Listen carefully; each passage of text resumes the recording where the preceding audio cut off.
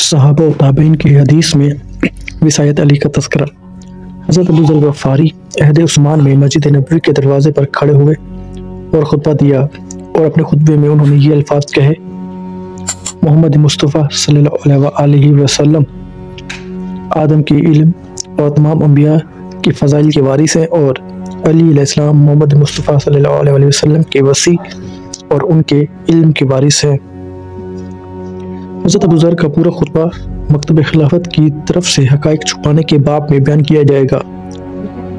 جب حضرت امیر المومنین علیہ السلام کی بیعت ہوئی تو مالک اشتر نے کہا: لوگوں، یہ وصی الاوصیاء اور علم الانبیاء کا وارث ہے، بہت زیادہ آزمائشوں سے گزرنے والا اور تکالیف کو برداشت کرنے والا ہے۔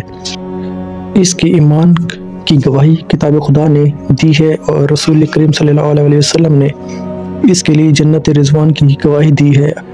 یہ فضائل میں کامل ہے، اور اس کی سبقت اسلام اور علم اور فضیلت کے متعلق اولین اور آخرین میں سے کسی نے شک نہیں کیا۔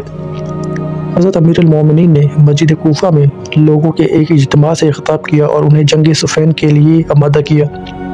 اس وقت عمرو بن الامق خزائی کھڑے ہوئے اور امام علیہ السلام سے مخاطب ہو کر کہا: امیر المومنین، میں نے آپ سے محبت اور آپ کی بیعت کسی رشتہ داری کی وجہ سے نہیں کی، اور نہ ہی مجھے آپ سے کسی طرح کی دولت ملنے کی توقع ہے، اور نہ ہی میں اپنے ساتھ بلندی کے لیے کسی عہدے کا طلبگار ہوں۔